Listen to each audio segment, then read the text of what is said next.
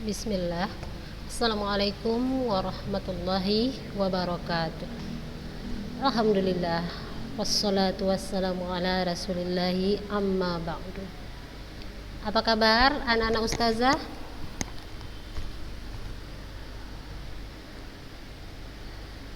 Insyaallah baik ya Ananda ya, sehat, siap untuk mulai belajar dan tetap fokus. Nah, anak-anak ustazah kelas 12, hari ini ustazah akan kembali memberikan tugas. Nah, dikumpul pekan depan. Nah, ustazah berharap kali ini semua mengumpul tugas ya Ananda ya. Kalau nanti masih ada yang tidak mengumpul tugas, ustazah akan minta kepada wali kelasnya untuk di-share di grup wali kelas ya, siapa yang belum mengumpul tugas. Nah, tugasnya adalah tolong tuliskan rencana anak-anak ustazah setelah tamat dari Ulunuha. Tuliskan dan berikan alasannya. Misalnya anak-anak ustazah memilih langsung bekerja. Nah, alasannya apa? Rencana mau kerja apa? Nah, ya anak-anak ustazah itu udah tahu. Anak rencana mau langsung bekerja ustazah. Anak akan bekerja di perusahaan ini. Nah, ya kan? Kenapa begitu? Nah, harus ada alasannya. Atau anak akan langsung kuliah ustazah. Anak akan kuliah mengambil jurusan ini. Alasannya begini ustazah. Nah, atau anak ustazah akan membuka usaha atau berwira swasta ustazah. Anak akan membuat produk ini. Nah, ya, contohnya. Atau anak akan kuliah sambil bekerja. Ya, bisa. Atau anak akan kuliah sambil berwira usaha ustazah. Nah, macam-macam ya Ananda. Tolong dikumpul pekan depan, paling lama jam 12. Lewat jam 12 ustazah tidak terima ya anak-anak ustazah ya. Yuk, barakallahu fiik. Yuk, baik anak-anak ustazah, kita lanjutkan materi kita di hari ini. Kita masih di wirausaha rekayasa jasa profesi dan profesionalisme. Anak-anak ustazah, nah, pekan lalu kita sudah membahas tentang perencanaan usaha jasa profesi dan profesionalisme. Kita sudah membahas konsep dirinya, kita sudah membahas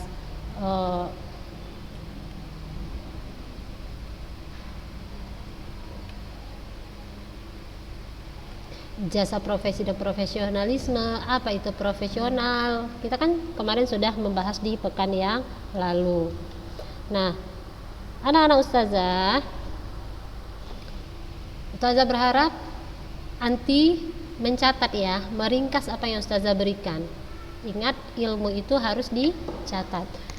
Nah, jadi anak-anak ustazah jangan belajar sambil tidur. Tolong duduk tegak, siapkan alat tulis anti.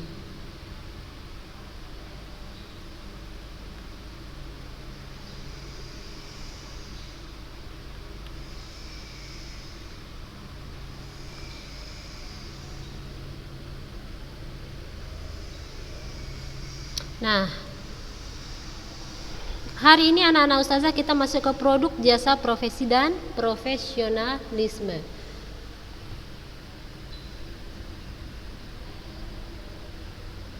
Nah, yang pertama adalah identifikasi produk jasa. Anak-anak ustazah, berkembangnya peradaban manusia membutuhkan dukungan dalam segala lini kehidupan untuk mengembangkan sistem dalam menopang kebutuhan yang terus berkembang. Produk jasa berdasarkan keinginan pasar saat ini semakin bersaing, di mana pelayanan yang lebih baik dapat menciptakan pelanggan yang loyal. Era yang serba cepat dan praktis membutuhkan sarana dan layanan yang betul-betul menyentuh pada kebutuhan, baik yang bersifat primer, sekunder, maupun tersier, atau kebutuhan yang lebih tinggi, yaitu bermanfaat dan bermakna bagi orang di luar dirinya. Ya anak-anak ustazah ya, jadi jasa profesi dan profesionalisme ini sebagai upaya untuk memenuhi kebutuhan dan memperlancar aktivitas kehidupan dapat digali dengan cara mengidentifikasi kebutuhan hidup masyarakat sehari-hari. Nah, kondisi ini ya anak-anak ustazah dengan berawal dari layanan dapat jadikan jasa yang dapat mendatangkan profit. Nah,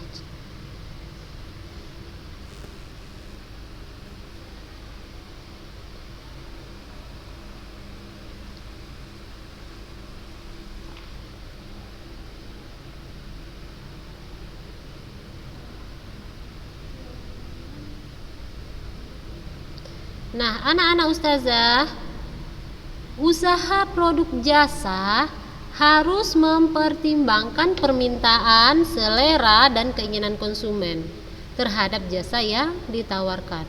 Oleh karena itu, penghasil produk jasa selalu berusaha melakukan inovasi terhadap jenis jasa yang benar-benar dibutuhkan konsumen, yang sangat tergantung pada keahlian dan keterampilan, penafsiran terhadap informasi, pemasaran produk, selera, dan pelayanan konsumen.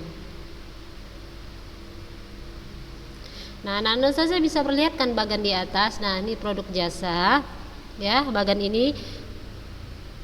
Nah, ini menunjukkan subsektor yang meliputi pertanian, ya, anak-anak ustazah, perkebunan, peternakan, perikanan, dan sektor lain yang memungkinkan untuk dikembangkan usaha jasa profesinya.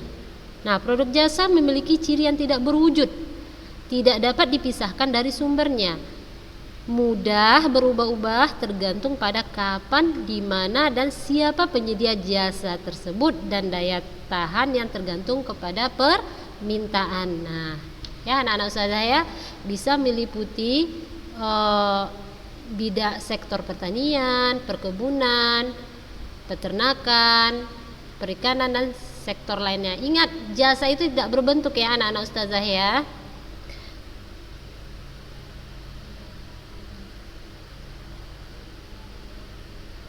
Nah, anak-anak ustazah, ragam lain dari jasa profesi, nah, dapat kita jumpai di dalam kehidupan sehari-hari adalah misalnya jasa penyedia menu makanan bagi usia balita misalnya. Terus dilengkapi informasi gizi dengan kreatif dibentuk beraneka macam boneka, bunga, atau kartun yang menjadi kesukaan anak-anak usia balita. Nah, banyaknya komunitas yang marak dan berkembang saat ini juga dapat menjadi peluang untuk menciptakan lapangan jasa profesi yang dapat mendatangkan profit, diantaranya profesi fotografer, kameramen, drafter, desainer pakaian, setter, penyiar televisi atau radio, sablon, kartunis, animator, dan masih banyak profesi-profesi lain dan profesionalisme yang masih bisa digali di sekitar kehidupan kita dan dapat dikreasikan menjadi bentuk usaha jasa profesi. Nah, anak-anak ustazah, kunci dari keberhasilan usaha jasa ini adalah terus melakukan inovasi dan belajar untuk menyempurnakan kompetensi dalam menjalankan usaha yang sedang ditekuni dan menjadi pilihan untuk benar-benar bertindak secara profesionalisme dengan memperhatikan rambu-rambu yang harus dikuasai untuk mendukung profesi tersebut. Nah, ya anak-anak ustazah, ya. Jadi kunci keberhasilannya itu adalah yaitu terus melakukan inovasi dan terus belajar menyempurnakan kompetensi atau bersaing. Ya, Nana ustazah.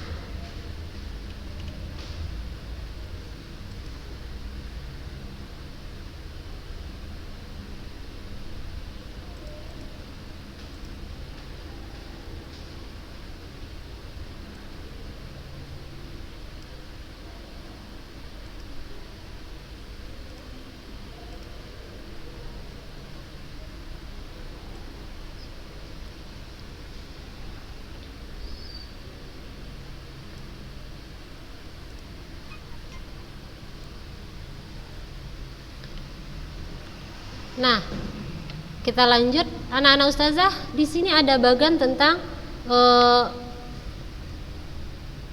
jasa profesi bidang teknologi informasi. Nah, apa saja jasa yang ada di dalam bidang teknologi informasi itu? Ada misalnya operator, programmer, komputer teknik support, ya, jaringan komunikasi dan sistem, multimedia dan audiovisual dan lain sebagainya. Ya, anak-anak ustazah ya. Jadi di dalam teknologi informasinya usaha, jasa dan profesinya sangat banyak. Dari bagian ini anak-anak ustazah bisa perhatikan. Nah, di dalam programmer misalnya ya, anak-anak ustazah ya, di dalam programmer itu banyak lagi jasa, bisa kita pilih lagi. Misalnya dia mengambil program umum, misalnya pemrograman umum misal, atau program aplikasi, atau manajemennya, atau pengujian perangkat lunaknya, atau pemrograman sistem, atau pemrograman web atau internet, atau pemrograman basis data. Nah, ya anak-anak ustazah ya, di dalam jasa programmer tadi. Nah, misalnya di dalam multimedia dan audio visual. Nah, ada di sini animasi 3D, gambar dan model animasi gambar dan model, menggabung bidikan kamera, mengoperasikan kamera, merancang produk multimedia dan lain sebagainya. Nah, anak-anak ustazah, usaha jasa berbasis pelanggan dimaksudkan adalah jasa yang dibuat atas dasar sasaran layanan pasar dan variabel yang berpengaruh signifikan atas penggunaan jasa oleh pelanggannya. Ya, usaha jasa berbasis pelanggan dimaksudkan adalah jasa yang dibuat atas dasar sasaran layanan pasar dan variabel yang berpengaruh signifikan atas penggunaan jasa oleh pelanggan.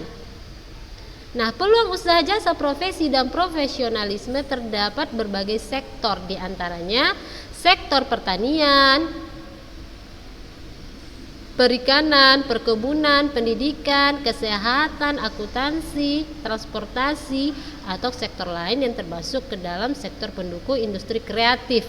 Ya, seperti yang ditunjukkan di gambar di bawah ini, anak-anak ustazah. Nah, misalnya jasa profesi dan profesionalisme. Banyak jasa salon, kartunis, kameramen, animator, fotografer, drafter, salon kecantikan, ya anak-anak, desain pakaian, produk jasa lainnya, setter, penyiar dan lain sebagainya.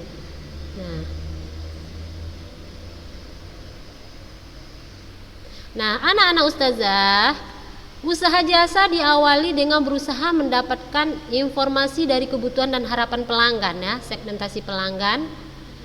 Terus sehingga mendapat informasi yang tepat, akurat dan manfaat untuk ditindaklanjuti.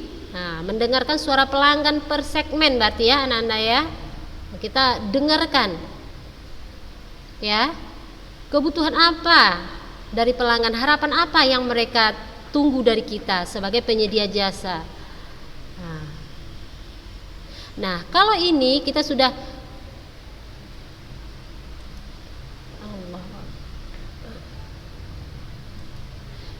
kita sudah segmentasi, kita sudah berusaha mendapatkan informasi pasar gitu ya kan, anak-anak ustazah.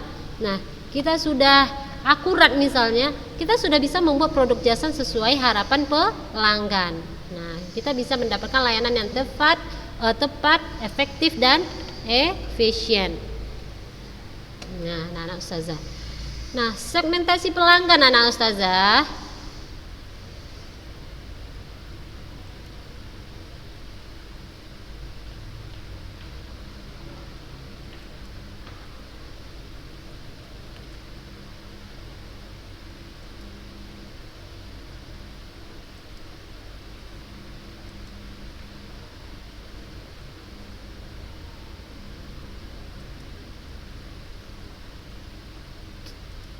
Nah, untuk segmentasi pelanggan ditentukan atas dasar diantaranya variabel usia pengguna produk jasa kita. Ya, segmentasi pelanggan kita tadi, jenjang pendidikan, jenis pekerjaan, frekuensi penggunaan produk jasa, area atau daerah tempat tinggal, jenis komunitas misalnya.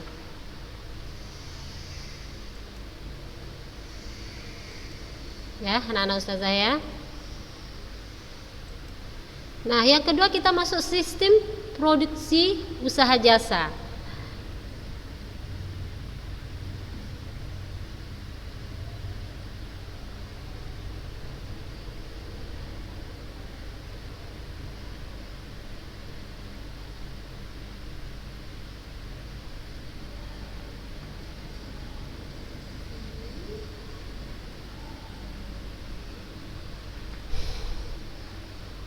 Nah, yang kedua sistem produksi usaha jasa. Kalau yang pertama tadi identifikasi produk jasa. Nah, sistem produksi kita harus membahas dulu ide dan peluang usaha jasa, profesi dan profesionalisme.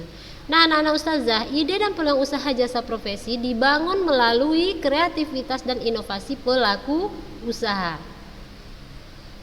Industri kreatif merupakan pemanfaatan kreativitas, keterampilan, serta bakat individu untuk menciptakan kesejahteraan dan lapangan pekerjaan dengan menghasilkan daya cipta dan kreasi seseorang. Berkembangnya industri kreatif atau kreatif industri dapat membawa arena baru untuk terus meningkatkan kreativitas dan inovasi bagi sumber daya manusia yang ada. Ya, anak-anak ustazah, kreativitas manusia sebagai sumber daya ekonomi yang memiliki nilai dan manfaat yang tinggi untuk meningkatkan perekonomian Indonesia.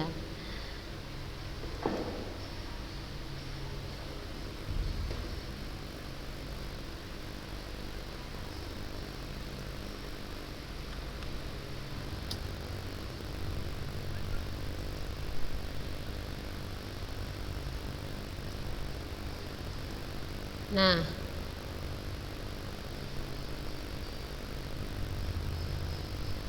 nih ada bagan. Nah, ini anak ustazah. Nih ada bagan digital teknologi kreatif. Nah, digital teknologi kreatif.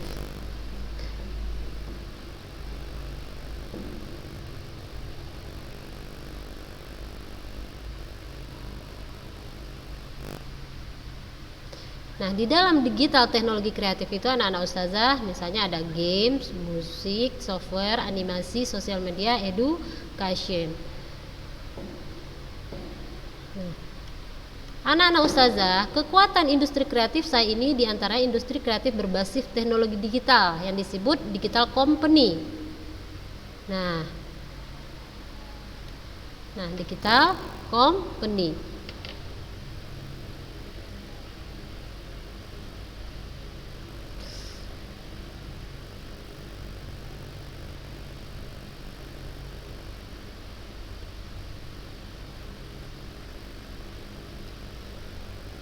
Nah, industri kreatif digital terdapat di dalamnya apa saja? Ada game, ya anak-anak ustazah, ada education, ada musik, ada animasi, ada software, dan ada sosial media.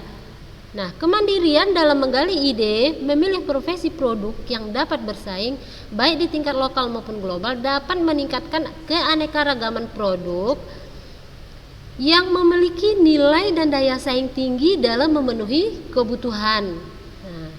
Nah, industri kreatif digital anak-anak ustazah di bidang pendidikan misalnya education dapat dikembangkan antara lain sistem informasi, aplikasi pendidikan, media pembelajaran interaktif. Nah, ada promosi produk, pariwisata dan budaya. Nah, ya anak-anak ustazah kalau di bidang education bisa kita kembangkan menjadi yang ustazah bilang tadi. Bisa menjadi sistem informasi, aplikasi pendidikan, ya, bisa menjadi media pembelajaran interaktif, bisa menjadi informasi produk, bisa menjadi pariwisata dan budaya. Nah, anak-anak ustazah, kalau industri game misalnya, industri game di Indonesia terbilang masih cukup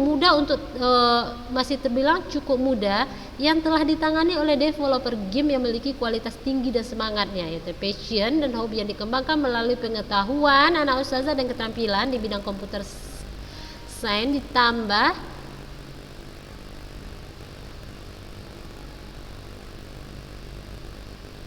dengan pengembangan sikap percaya diri, jujur, mandiri, disiplin, kerjasama dan bertanggung jawab dapat membawa produk jasa kreatif dan inovasi yang mampu bersaing secara lokal dan global. Ya, anak-anak ustazah ya, itu.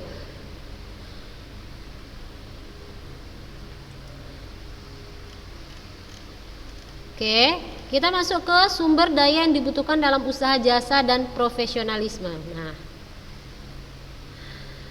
Sumber daya manusia sebagai pelaku usaha jasa profesi dan profesionalisme harus memiliki persyaratan-persyaratan yang disesuaikan dengan sektor yang membutuhkan jasa tersebut. Nah, berarti sumber daya manusia adalah yang utama karena dia adalah pelaku usaha jasa profesinya. Ya, anak-anak ustazah ya. Namun ada syarat-syarat yang harus disesuaikan dengan sektor yang membutuhkan jasa yang kita rencanakan. Nah, persyaratannya berupa kompetensi kerja, kemampuan kerja ya anak-anak ustazah. Perlu dikembangkan pada seorang profesional. Nah, pekan yang lalu kita sudah bahas apa profesional, yaitu orang yang ahli di bidangnya. Nah, anak-anak ustazah, kompetensi kerja yang dimaksud meliputi kompetensi personal ya anak-anak ustazah, kompetensi sosial, kompetensi teknis, kompetensi metodologi. Nah, kompetensi kerjanya ada 4 ya anak-anak ustazah. Ingat, ada kompetensi personal, sosial, teknis, dan metodologi. Nah,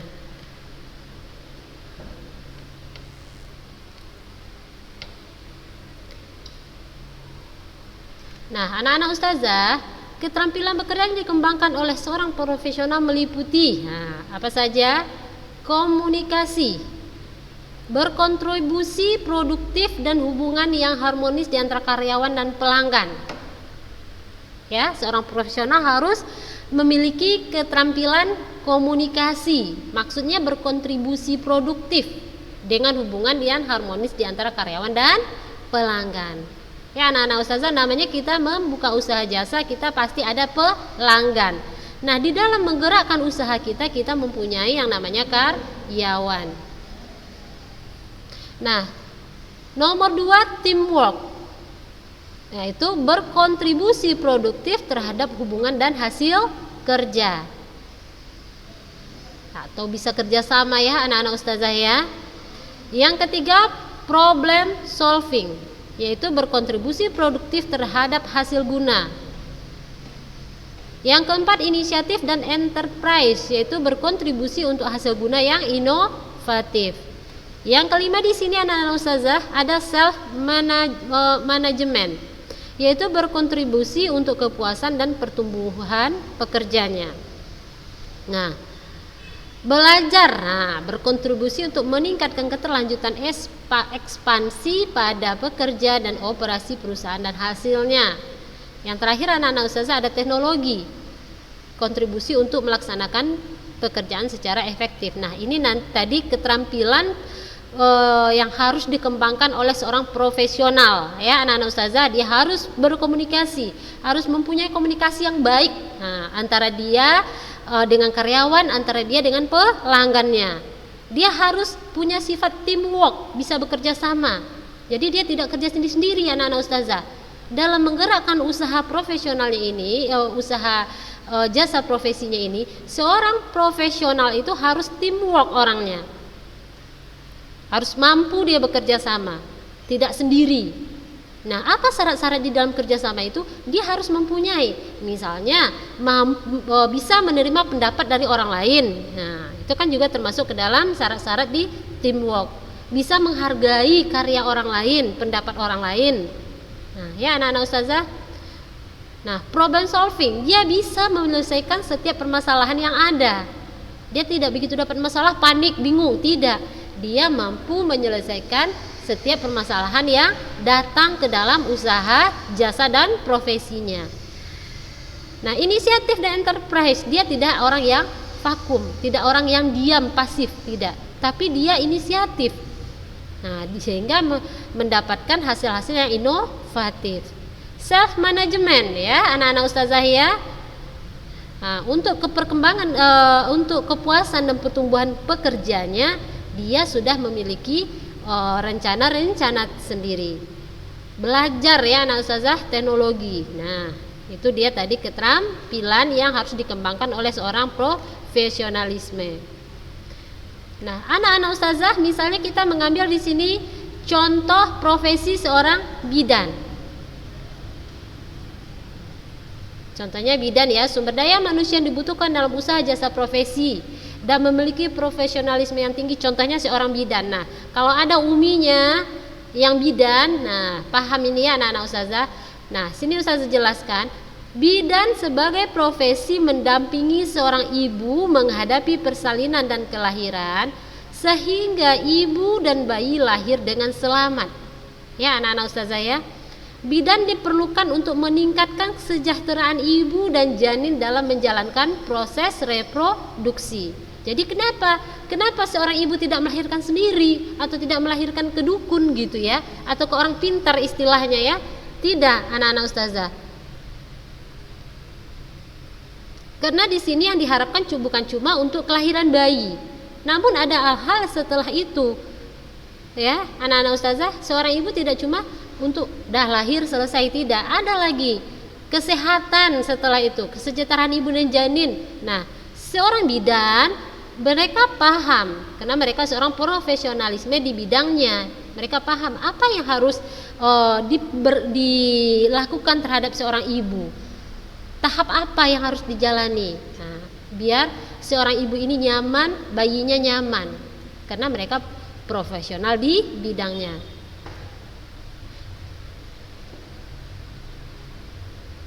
Nah, untuk Ikatan Bidan Indonesia menetapkan bahwa bidan Indonesia adalah seorang perempuan yang lulus dari pendidikan bidan yang diakui pemerintah dan organisasi profesi di wilayah Republik Indonesia. Ya anak-anak ustazah, jadi bukan sembarangan. Ya, udah Anda bisa kok membantu orang lahiran, nah berarti Anda bisa dipanggil bidan. Bukan seperti itu ya anak-anak ustazah. Untuk menjadi seorang profesionalisme, seorang bidan tadi dia harus menerima pengakuan dari Ikatan Bidan Indonesia. Ya anak-anak ustazah, harus mempunyai sertifikat, dia diakui oleh pemerintah dan organisasi profesi di wilayah negara Republik Indonesia. Nah, serta memiliki kompetensi dan kualifikasi lisensi untuk menjalankan praktek kebidanan. Profesi bidan dipersiapkan melalui proses pendidikan dengan serangkaian pendidikan ilmiah dan terus mengembangkan pelayanan pada masyarakat dan memiliki kode etik yang harus dipenuhi dalam menjalankan profesi. Nah, ya anak-anak ustazah ya. Jadi tidak sekedar begitu, mungkin sering melihat atau pernah melihat seseorang membantu persalinan. Nah, tiba-tiba si fulanah ini atau si fulan ini mengaku, oh, ana seorang bidan, ana bisa. Tidak. Kenapa dia dibilang bidan? Karena dia memiliki sertifikat, memiliki kompetensi dan kualifikasi lisensi, dan itu tidak asal dapat. Ada sebuah organisasi yang mengeluarkan itu ya anak-anak ustazah, yang diakui oleh Badan Hukum Indonesia. Nah, itu dia ya anak-anak ustazah. Selanjutnya anak-anak ustazah ada profesi aircraft engineer. Nah, aircraft engineer ini ustazah bisa lihat. Nah, anak-anak ustazah, sektor perhubungan udara merupakan salah satu transportasi yang banyak diminati masyarakat.